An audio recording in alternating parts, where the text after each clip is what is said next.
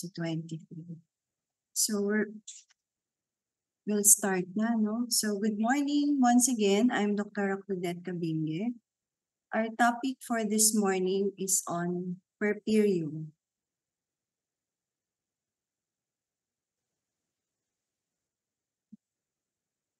So the word puerperium is derived from the Latin, no?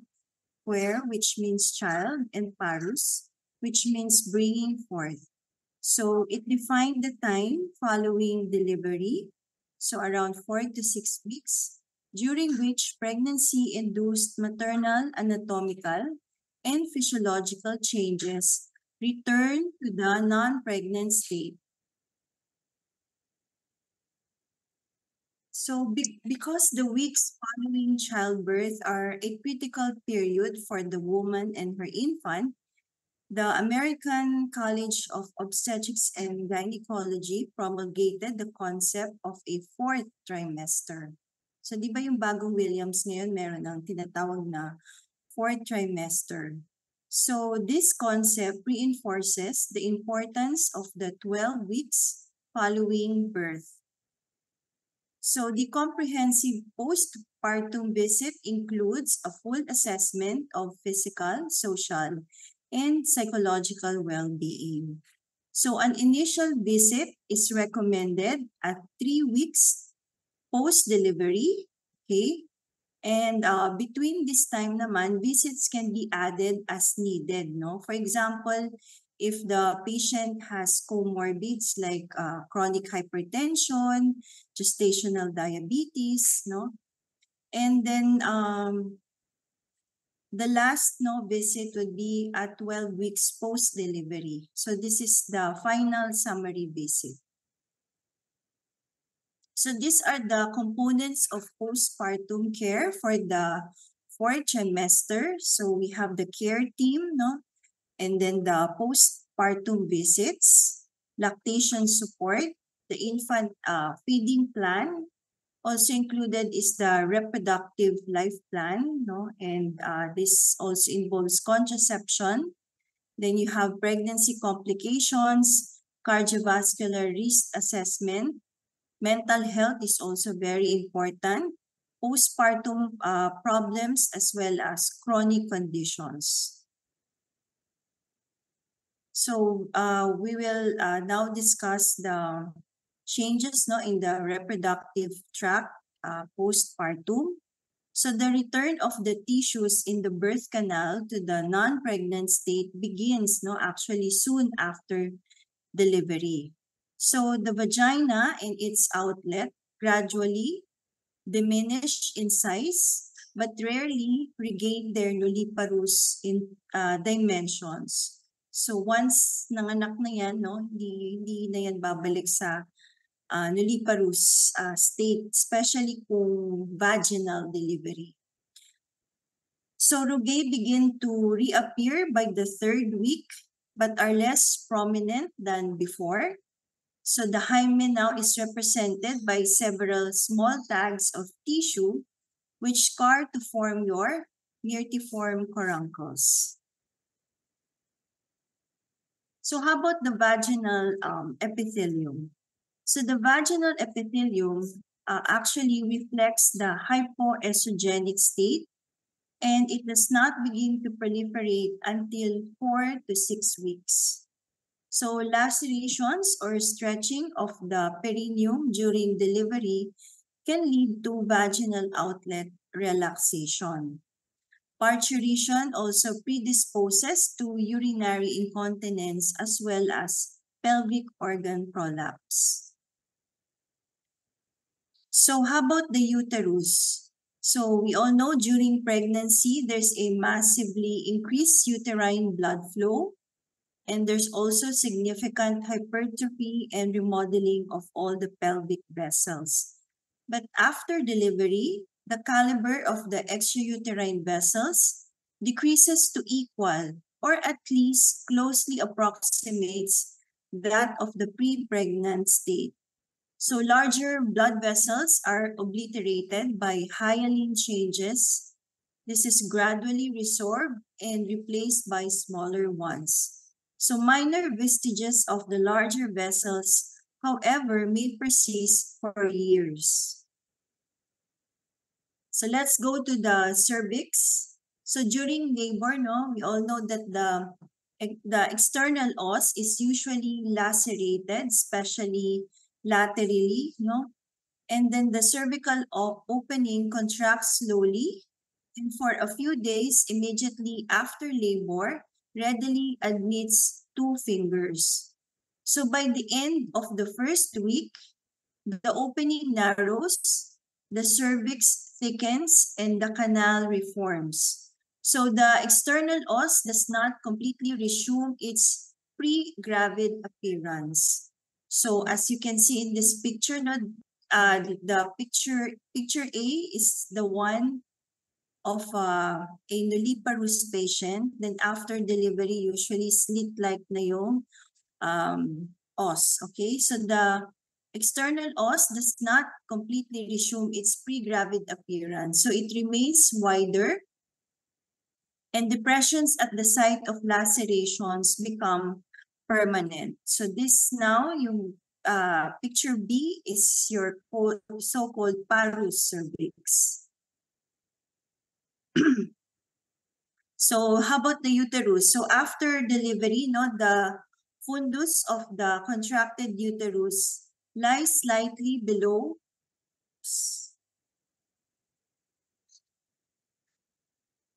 So it lies slightly below the umbilicus. It consists mostly of myometrium covered by serosa and internally lined by basal decidua. So the anterior and posterior walls are in close opposition. Each measures 4 to 5 centimeters thick. So the uterus now weighs approximately 1,000 grams.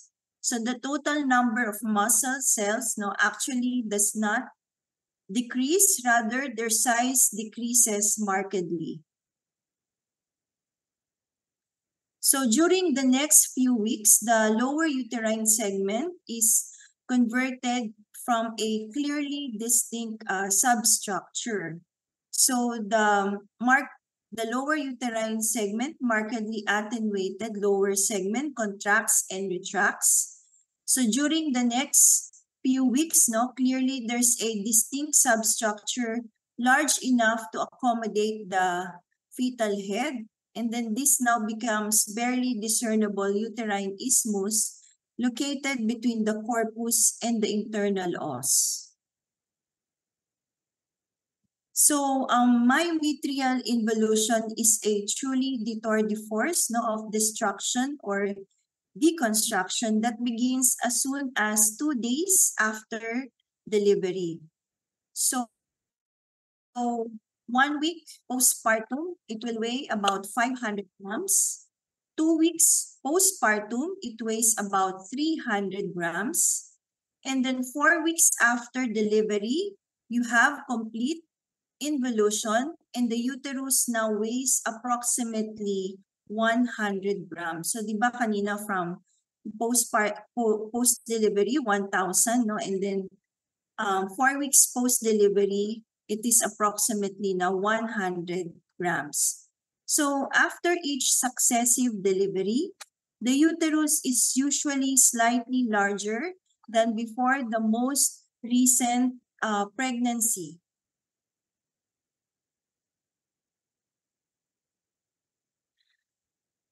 So uterine involution and the declining uterine volume is actually best measured by sonography. Okay, so uterine size dissipates rapidly, from 450 to 200 grams in the first 2 weeks. So sonographically, the uterus and the endometrium return to the pre-gravid size by 8 weeks, postpartum. So complete involution in the multiparous uterus is usually longer than for the nulliparous patient. So up to 2 months, there's a demonstrable uterine cavity contents seen. And on Doppler studies, there is continuously increasing uterine artery vascular resistance during the first 7 weeks postpartum. So this graph shows us the sonographic measurements of the uterus during the first 9 days postpartum. So as you can see here, there's a markedly decrease in the size of the uterus. So we go to the decidual and endometrial regeneration. So because separation of the placenta and the membranes involves the spongy layer, the decidua basalis is not sloughed off. So the remaining decidua has striking variations in thickness. It has an irregular, jagged appearance, and it is infiltrated with blood, especially at the placental site. So 2 or 3 days after the delivery, the remaining decidua becomes differentiated into 2 layers. So we have the superficial layer and the basal layer. The superficial layer becomes necrotic, and this is the one sloughed off in the so-called lochia.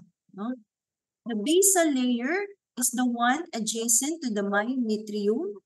This is the one which remains intact, and now this is the source of the new endometrium.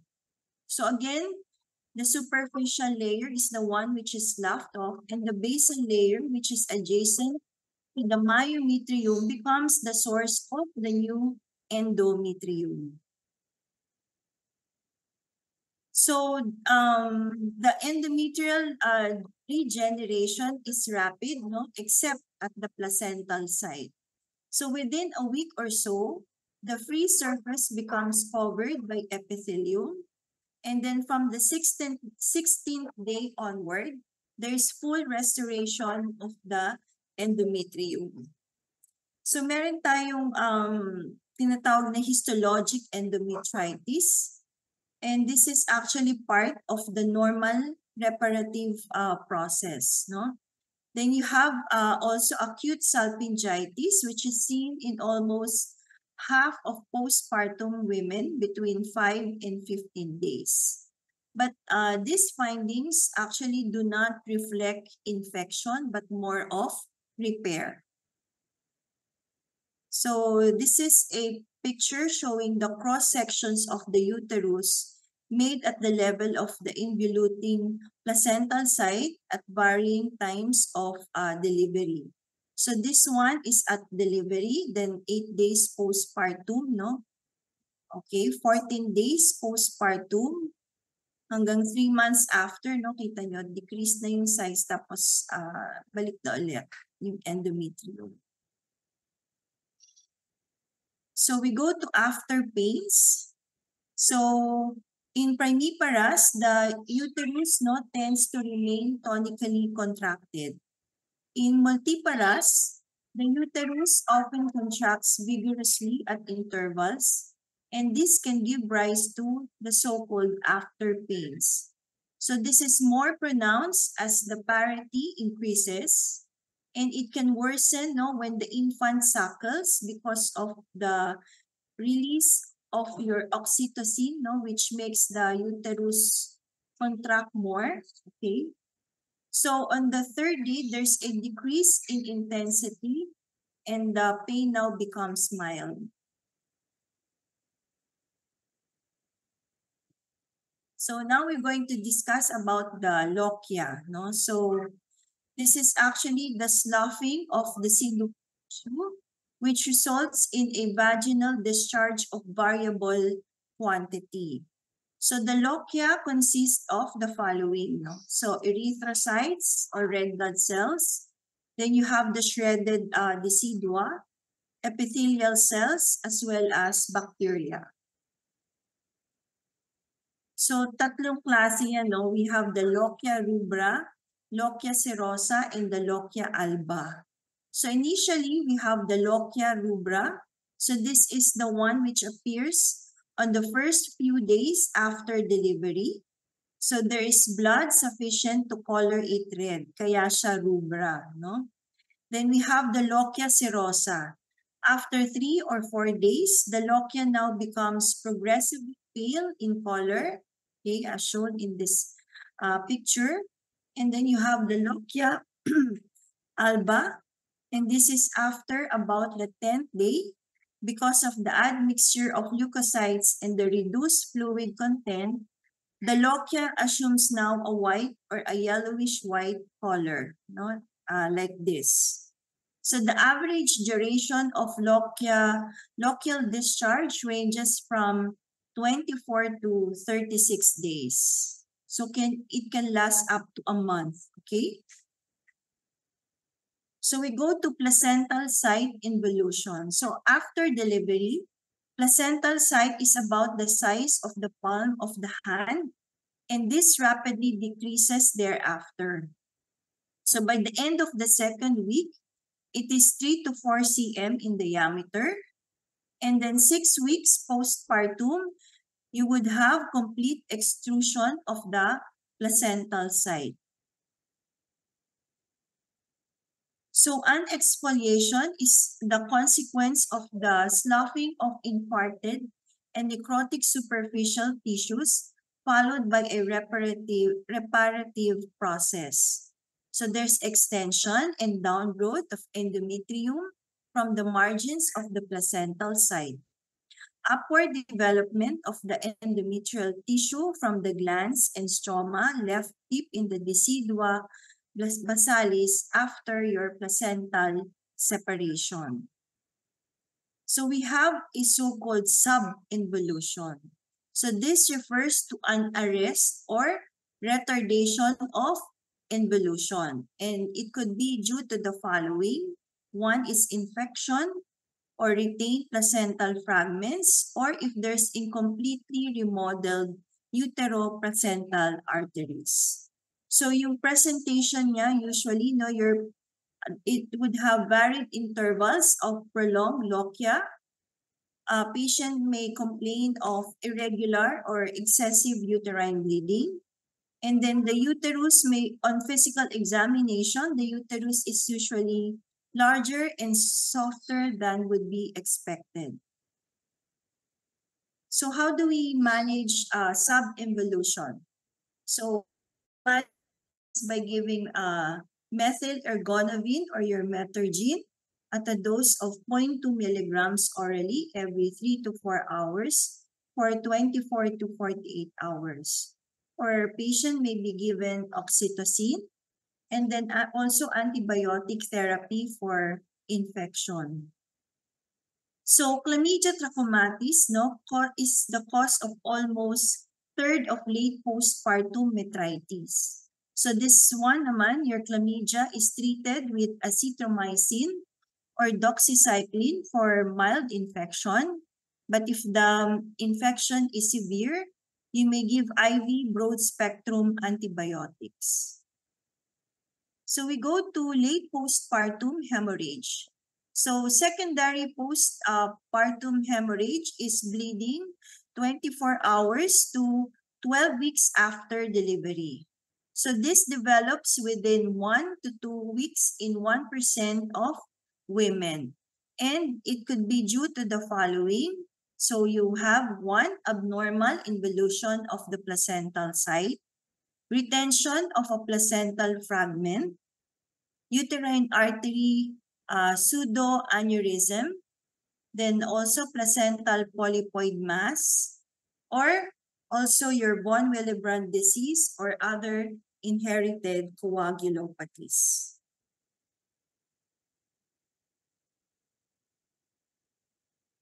So treatment, no, of late postpartum hemorrhage. So you can give oxytocin. You can also give methyl ergonovine or your metergine. But again, no, metergine cannot be given for patients with hypertension. Or you may give prostaglandin analog, no? So, and then also you may empty the cavity. And you may give also antimicrobials for those especially with infection. And then patient may undergo suction curettage, no, especially if there's a lot of um, blood clots still inside the uterus. And then curettage if appreciable bleeding persists or if it recurs, no, even after giving your medical management. So we go to changes in the different organs or systems postpartum. So we'll start with the urinary tract.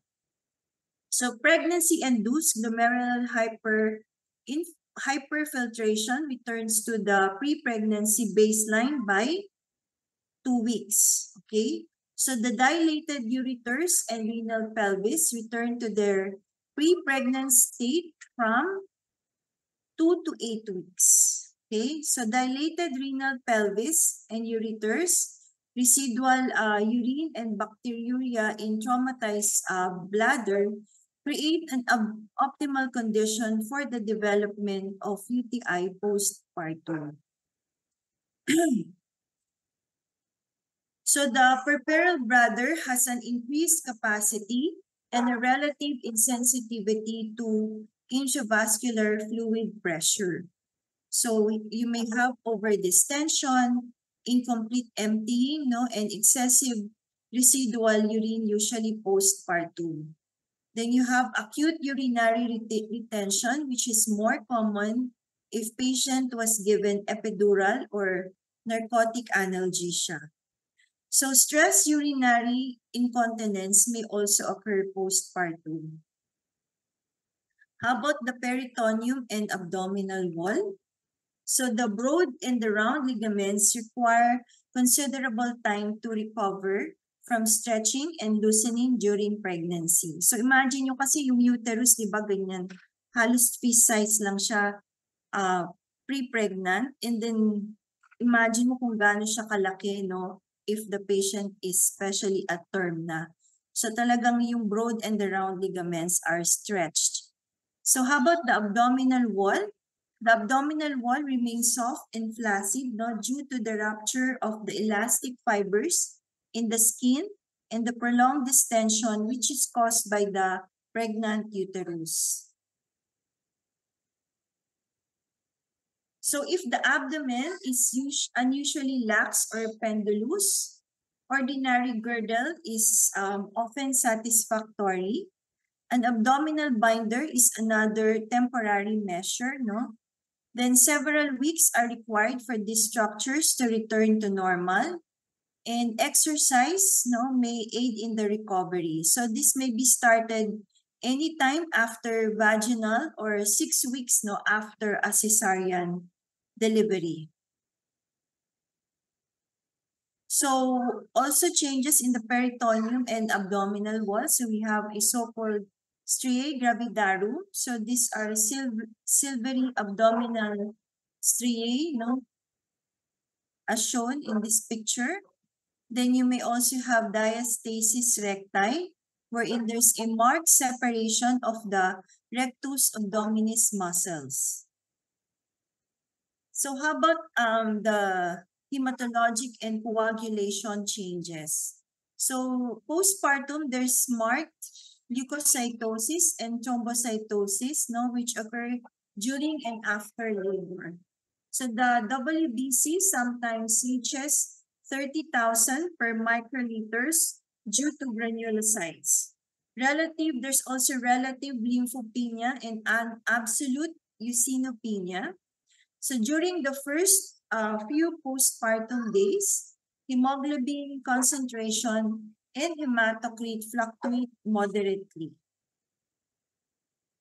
So there's also a markedly increased plasma fibrinogen level through the first week postpartum, and this contributes to the hypercoagulability, pregnancy-associated risk for deep vein thrombosis, and pulmonary embolism may persist in the 12 weeks. So there's a pregnancy-induced hypervolemia. So the blood volume generally nearly returns to its non-pregnant level by 1 week after delivery.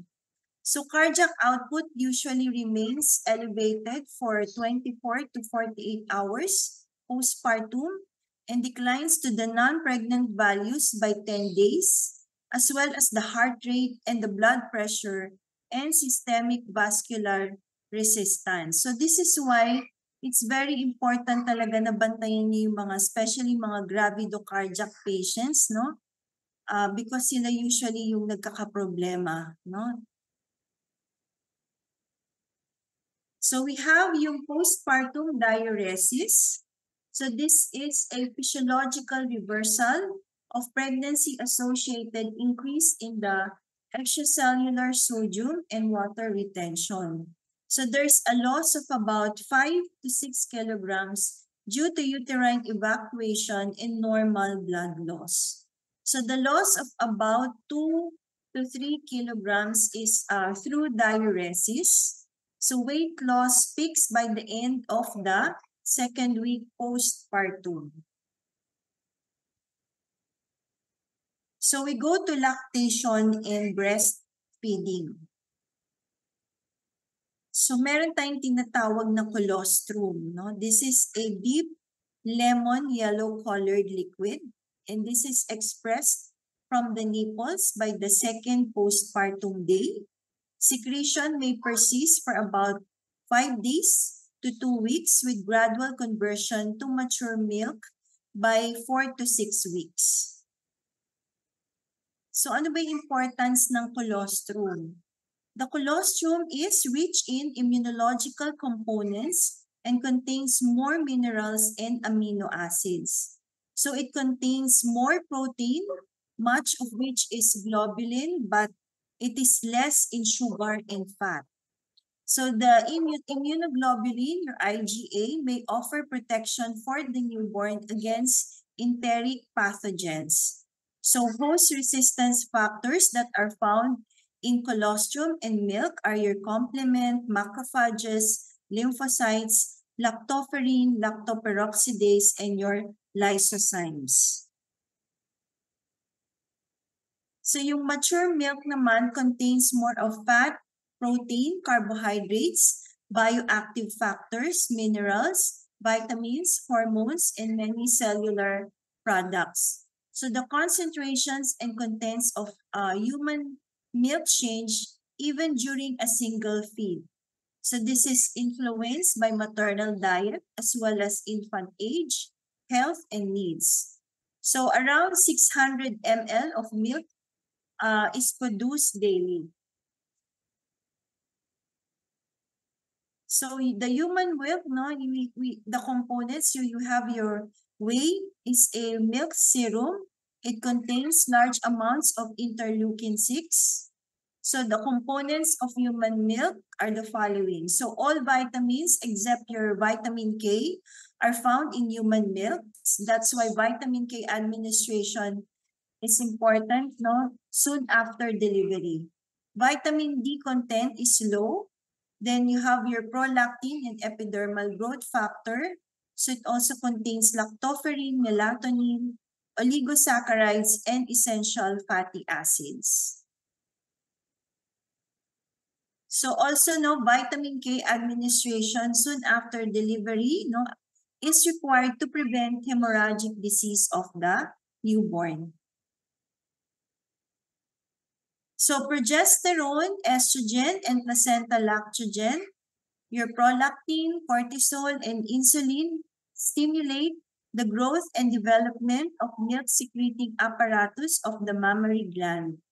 So with delivery, there is an abrupt and profound decrease in the levels of progesterone and your estrogen.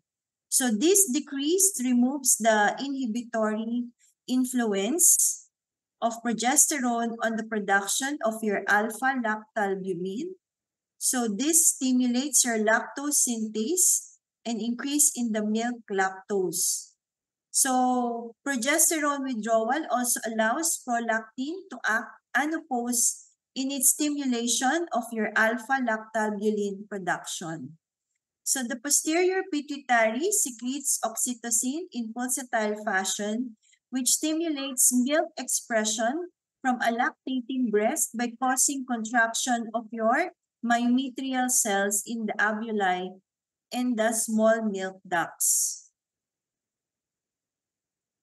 So we will now go to the immunological consequences of breastfeeding. So marami talagang advantages ang breast milk, no? So one, it contains your secretory IgA. So this is secreted across mucous membranes, and this has important antimicrobial functions. Then you have antibodies. So breastfed infants are less prone to, kung mapapansin, they're less prone to enteric infections than bottle-fed infants. Then you have also your T and B lymphocytes. So the milk T lymphocytes are almost exclusively composed of cells that exhibit specific membrane antigens. And then also you have your growth factors. So this shows us the 10 steps to successful breastfeeding, no? So this is the one endorsed by WHO. So there should be a written breastfeeding policy that is regularly communicated to all healthcare staff. Then train all staff in skills necessary to implement this policy. We should inform all pregnant women about the benefits and the management of breastfeeding. We also have to help mothers initiate breastfeeding within an hour of birth. Then you show mothers how to breastfeed and how to sustain lactation even if they should be separated from their infants. So for example, yung baby, no, if kailangan niya magstay sa NICU. So feed newborns nothing but breast milk unless medically indicated, and under no circumstances provide breast milk substitutes, feeding bottles, or pacifiers free of charge or at a low cost. So ito talaga, no, pinapractice na natin to, yung rooming in. So pagkalabas ni mommy, kasama na niya si baby sa kwarto. So this allows mothers and newborns to remain together 24 hours a day. Then also encourage breastfeeding on demand. Give no artificial pacifiers to breastfeeding newborns. And then help start breastfeeding support groups and refer mothers to them. Okay? So this is again the advantages of breastfeeding. So one, nutritional, diba? Less sugar, less fat, then immunological, no? Developmental, psychological, social, economical. Wala ka nang, di mo kailangan bumili ng mga distilled water, diba? Hindi mo kailangan tawag dito, sterilize, no? Then environmental, optimal growth and development, no? Decrease also the risk for acute and chronic diseases in the baby.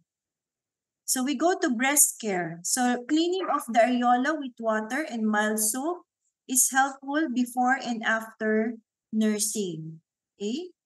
So the fissured nipple, yung usual cause is the poor latching of the neonate. So we may advise the patient to apply topical lanolin or nipple shield for 24 hours or longer. And then also advise the patient to empty the breast regularly with a pump.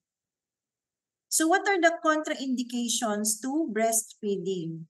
So one is women who take street drugs or do not control their alcohol use. Then also in infant diagnosed with galactosemia, or if the mother has a HIV infection, or if they have untreated tuberculosis, or if they're taking medications which can be transferred to breast milk, and if the mother is undergoing treatment for breast cancer. So although hepatitis B virus is excreted in the milk, breastfeeding is not contraindicated if the hepatitis B immunoglobulin is given to infants of seropositive mothers. How about hepatitis C? So maternal hepatitis C infection is also not a contraindication to breastfeeding. So women with active herpes simplex virus may suckle their infants if there are no breast lesions and if particular care is directed to hand washing before nursing. So these are some of the drugs that have been associated with significant effects on some nursing infants. So here we have your aspirin, atenolol, your bromocriptine, no? Ergotamine, lithium, phenobarbital for those mothers with seizure disorders, no? So what are the drugs secreted in milk are absolutely contraindicated. So we have your cytotoxic drugs, which may interfere with the cellular metabolism of the infant and potentially cause immune suppression or neutropenia, affect growth, or at least theoretically increase the risk of childhood cancer. So this includes your cyclophosphamide, cyclosporine, doxorubicin, methotrexate, and your mycophenolate. So how about recreational drugs? So recreational drugs such as your marijuana and alcohol should be avoided. Radioactive isotopes of copper, gallium, indium, iodine, sodium, and technetium rapidly appear in breast milk. So this ranges from 15 hours up to 2 weeks, depending on the isotope used. So to minimize infant exposure, select the drugs with a shorter half-life, poorer oral absorption, and lower lipid solubility. So for multiple daily drug doses, each is taken by the mother after the closest feed. For single daily dose drugs, this may be taken just before the longest infant sleep interval, usually at bedtime. So ito yung some of the issues of breastfeeding moms. One is breast engorgement. So this is common actually in women who do not breastfeed. So this is typified by milk leakage and breast pain, fever that seldom persists for longer than 4 to 16 hours. So this may peak 3 to 5 days after delivery and may last up to 14 days or 2 weeks. So how do we manage breast engorgement? So the breast can be supported with well-fitting brassiere or breast binder or your sports bra.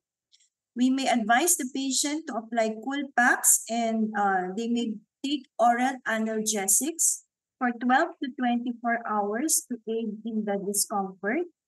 Then you have pharmacological or hormonal agents which are not recommended to suppress lactation. So example is your bromocriptine. So also one issue is your mastitis, and this is the infection of the mammary parenchyma. So management is by giving antimicrobials. How about inverted nipples? So lactiferous ducts, excuse me lang, wait lang.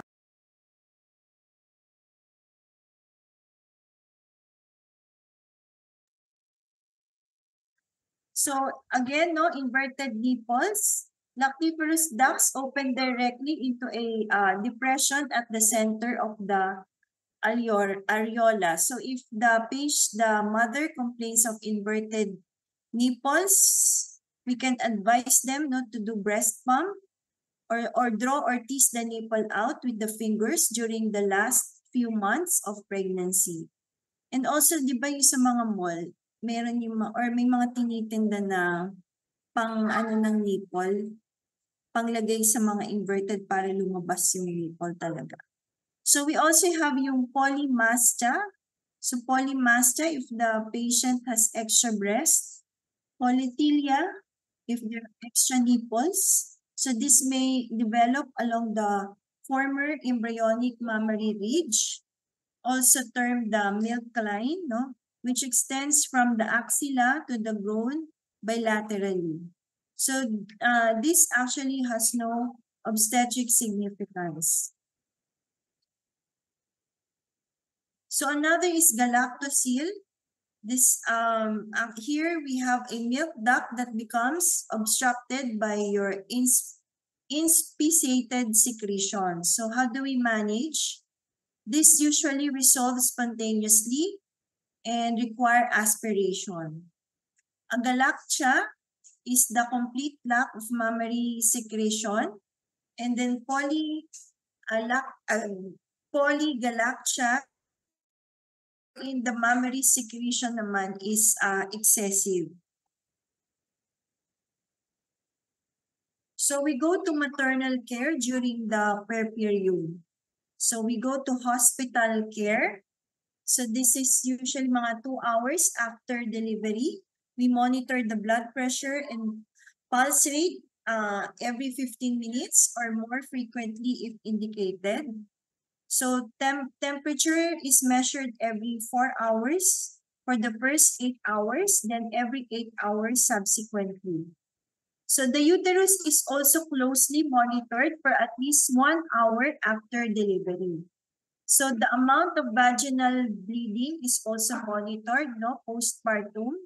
Significant hemorrhage is greatest immediately postpartum. So lagi yung tandaan yan. Kaya importante na you always check the uterus and the perineum of the patient if there's active bleeding.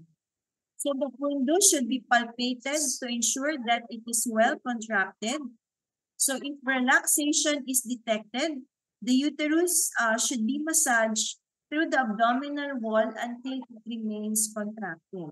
So pag naging clerk kayo, usually kayo yan nagmo-monitor sa patient sa recovery room. So do not just measure the vital signs, no? Kasi minsan nasasanay tayo. Measure lang ng measure ng vital signs, no? Also, check the uterus, no? Palpate the uterus. Dapat contracted yan. So, kung medyo lumalambot-lambot, you try to massage it, no? Para mag-contract siya. And also check the perineum if there's active bleeding. So, women should be out of bed, no? Within a few hours after delivery. So, what are the advantages of early ambulation? So there are fewer bladder complications, no? Less frequent constipation, and there's also reduced rates of puerperal venous thromboembolism with early ambulation. Pagka yung pasyente tamad-tamad bumangon, maglakad after delivery, nako, encourage nyo sila na maggalaw-galaw, no? So how about diet and nutrition? So there's no dietary restrictions for women who have delivered vaginally. So pagkapanganak niya, pagising na siya, pwede na yan siyang kumain kung ano yung gusto niyang kainin. So a woman is allowed to eat 2 hours after uncomplicated vaginal delivery. With breastfeeding, the level of calories and protein consumed during pregnancy are increased slightly. So if the mother does not breastfeed, dietary requirements are the same as for a non-pregnant woman.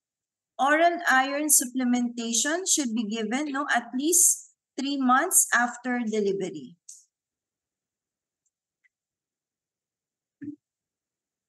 So after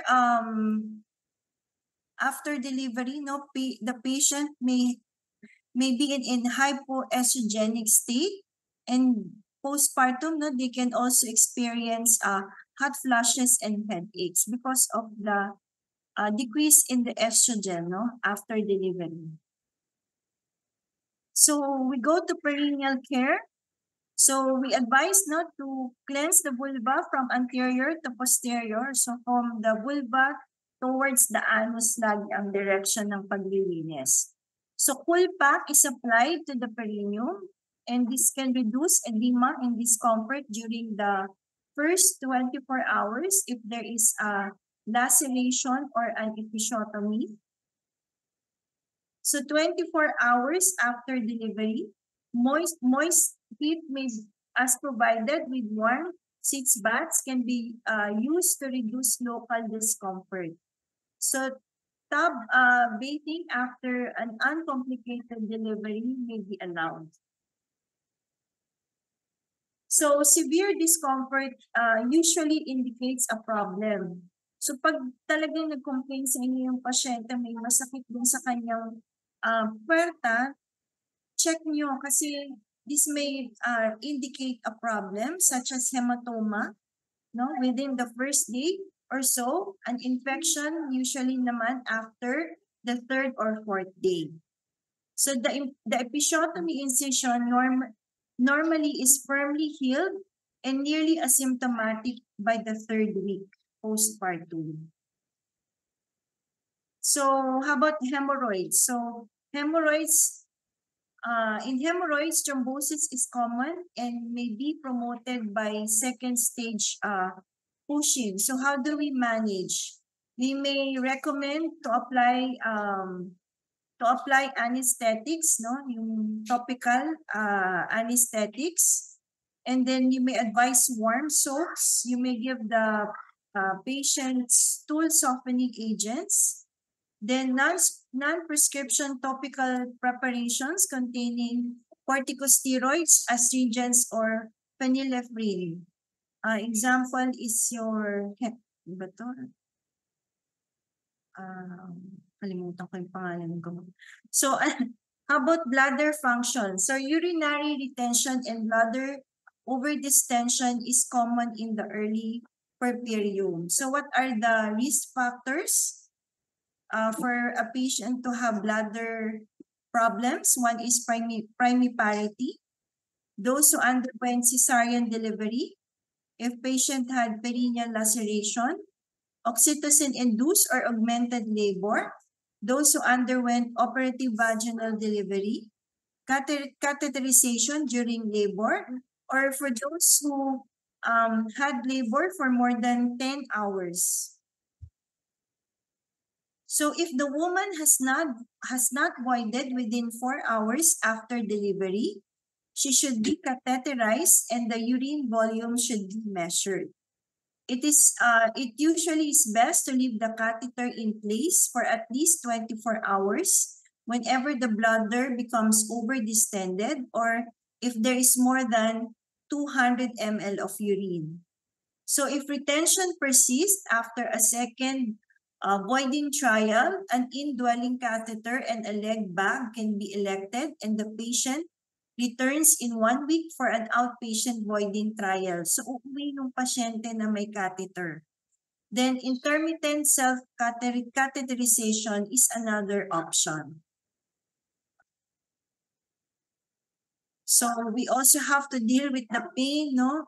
Yung mood ng ating mga mothers and as well as their cognition.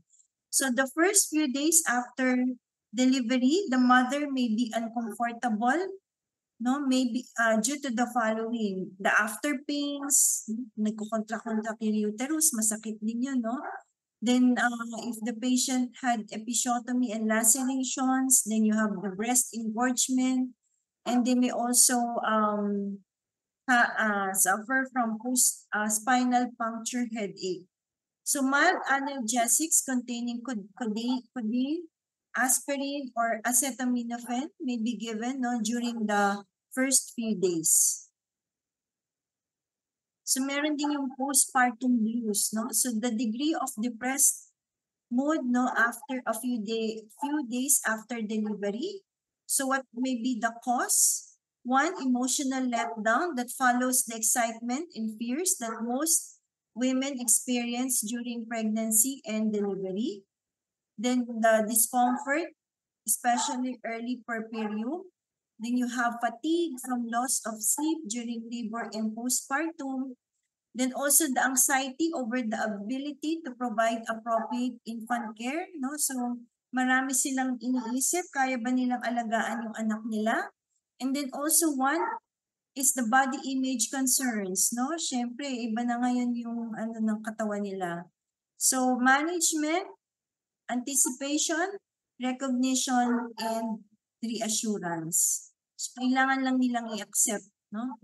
Mild and self-limited, usually 2 to 3 days, although it sometimes may last up to 10 days, no?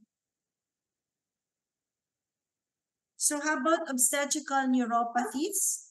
So pressure on branches of the lumbosacral nerve plexus during labor.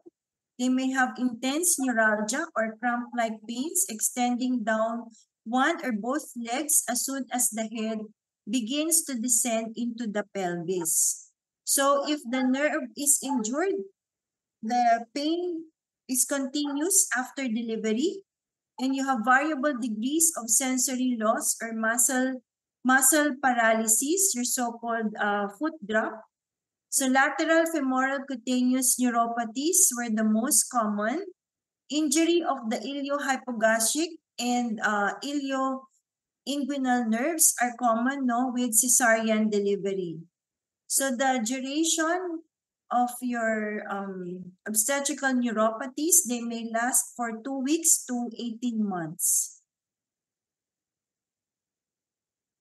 So how about musculoskeletal injuries? So pain in the pelvic girdle, hips, or lower extremities may follow stretching or tearing injuries. So you also have separation of the symphysis pubis or one of the sacroiliac synchondrosis during labor, which may be followed by pain and marked interference with regards to locomotion. So conservative treatment is putting the patient in lateral decubitus position, and also recommending appropriately fitted pelvic binder. So how about immunization? So anti-D immune globulin should be given shortly after delivery for D negative women. MMR, your measles, rubella vaccine can be given prior to discharge. Then Tdap, your tetanus diphtheria vaccine. This is given in pregnant women, as well as your influenza and also your COVID-19 vaccine. So we also have to discuss about contraception. Efforts should be made to provide family planning education. So if a woman is not breastfeeding, the menses usually return within 6 to 8 weeks. So mga after 2 months, pwede na siyang magregla. Women, for those not breastfeeding. So women who become sexually active during the puerperium and who do not desire to conceive should initiate contraception. Minsan kasi may wrong notion ang pasyente na porque hindi pa siya nagre-regla, akala niya hindi siya pwedeng mabuntis. So ovulation is much less frequent in women who breastfeed compared with those who do not. So breastfeeding is also a form of family planning, yung so-called lactation amenorrhea method. So this is applicable for those talaga on pure breastfeeding. So timing of ovulation depends on individual biological variation as well as the intensity of breastfeeding. Lactating women may have their first period as early as second or as late as the 18th month after delivery. So breastfeeding in general delays the resumption of your ovulation. Kaya di ba, it's also a form of family planning. So other findings, resumption of ovulation was frequently marked by return of normal menstrual bleeding. Breastfeeding episodes lasting 15 minutes 7 times each day delayed the resumption of your ovulation. So ovulation can occur without bleeding. So ito yung sinasabi ko kanina kasi yung karamihan sa mga pasyente, akala nila kung hindi pa sila nagre-regla after manganak, akala nila hindi sila pwedeng mabuntis. But actually pwede, kasi ovulation can occur even without bleeding. So the bleeding can also be anovulatory. The risk of pregnancy in breastfeeding women is approximately 4% per year. So other contraceptive methods, we have the hormonal. So under this, you have your progestin-only contraceptives, which do not affect the quality or the quantity of milk. So this may be initiated anytime during the period. So meron tayong tinatawag na progestin oil pills or POP. Then also we have your dipomedroxyprogesterone, your DMPA. Then you also have your progestin implants, which can be good for 3 years, no? Then you have your progesterone releasing vaginal IUD, your Mirena, which is good for 5 years naman. So also we have your combined estrogen progestin contraceptives. But if your patient is planning to breastfeed, no, this is not advisable because it can likely reduce the quantity of breast milk. But under the proper circumstances, they too can be used by breastfeeding women. So how about non-hormonal family planning methods? So you have your IUD, your intrauterine devices. Example is your copper T IUD. Then you have the barrier methods, the use of your condoms or your diaphragms. You have the spermicides and also sterilization or your bilateral tubal ligation. So following vaginal delivery, hospitalization is seldom warranted for more than 48 hours. Usually after 2 days, pwede na silang umuwi. And 96 hours following an uncomplicated cesarean delivery. So on hospital discharge, a woman should receive instructions regarding the following. So one is the lochia pattern. So di ba? So advise mo yung pasyente sa una mapula and then eventually magiging yellowish hanggang sa parang magiging whitish na siya. So pwede siyang mga a month na merong lochial discharge. Then also weight loss from diuresis, then also yung milk letdown. Then advise also patient on fever, excessive vaginal bleeding, leg pain, swelling, or tenderness. If she has persistent headache, shortness of breath, or chest pain, then dapat mag-follow up siya agad. How about coitus? Ito usually din tinatanong ng pasyente, no? So there's no evidence-based data concerning the resumption after delivery. So actually, it depends on the patient. It may be resumed based on the patient's desire and comfort. So iba-iba yan. Then follow-up care. Women with uncomplicated course resume most activities, including bathing, driving, and household functions. So approximately half expected full return to duties in 2 weeks.